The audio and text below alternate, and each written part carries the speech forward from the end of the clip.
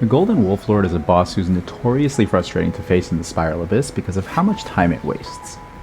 It starts the first 10 seconds of the fight with significantly increased resistances, and even after that it spends most of its time flying around in the air. It also has the shield phase where it's invulnerable for at least another 30 seconds, even if you're quick to break the shield. When you account for all the extra time it buys itself, it usually adds an extra 50 to 60 seconds onto the fight.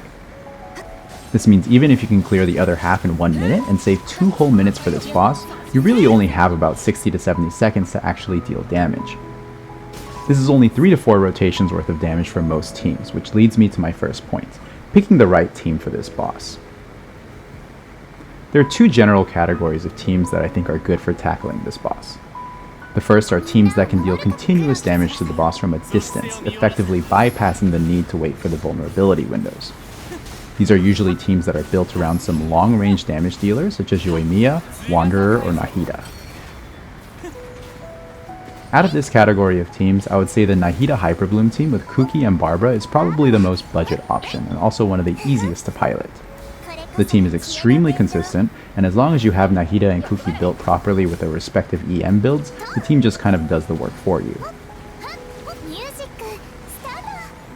The other category of teams are those that can deal high bursts of single target damage to capitalize on those vulnerability windows. Those would include teams like Hu Tao, Hyper Carry Raiden, or some national variant.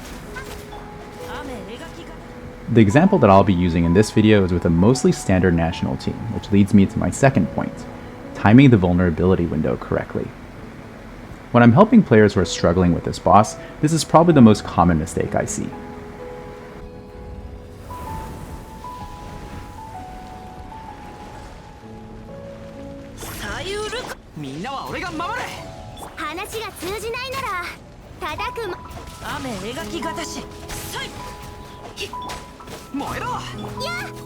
It might not be completely obvious, but the problem here is that we're starting our combo way too late. For a team like National, the setup alone requires us to cast 3 bursts, which takes about 5 seconds. The vulnerability windows on this boss are about 8 seconds long, which means by the time our damage actually starts ramping up, we only have a few seconds before the boss flies away. The other problem is that it usually doesn't leave enough time to recharge your bursts, which makes it harder to capitalize on the next vulnerability window too. Now let's look at an example of what I would consider to be a better rotation timing.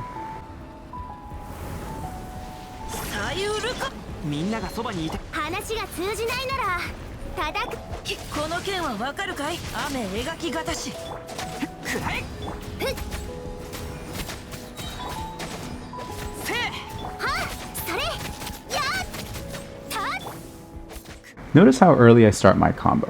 It might be much earlier than what you expect. As soon as I'm able to identify the boss's attack pattern, I commit to my combo, knowing that all of my bursts will be ready to go by the time the boss lands.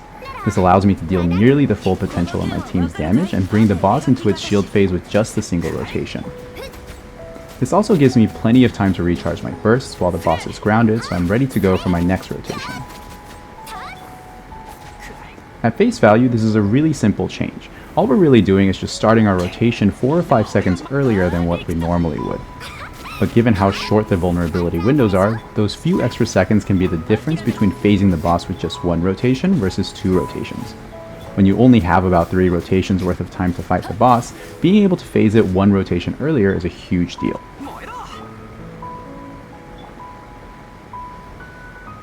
This is a good place to mention that the boss has 3 possible opening moves, and you can really only do this when it opens with its triple dash attack.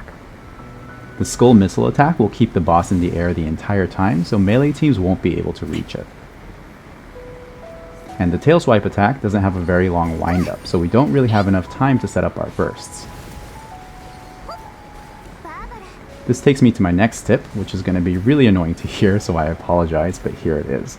Restart the chamber if the boss does not open with the triple dash attack. I know it's really frustrating whenever RNG is a factor like this, and it may not be necessary for some players. It's possible that you already have enough DPS on your team without realizing it, and just shifting the timing on your rotation might be enough.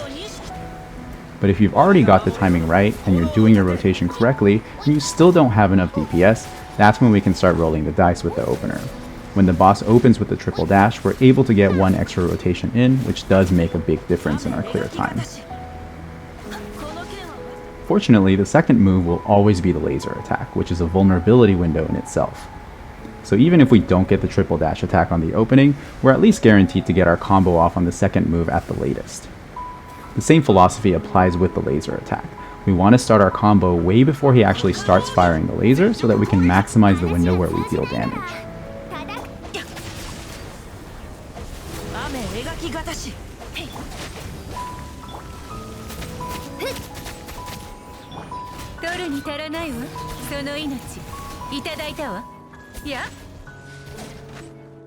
Those are the main tips I have to share for this boss.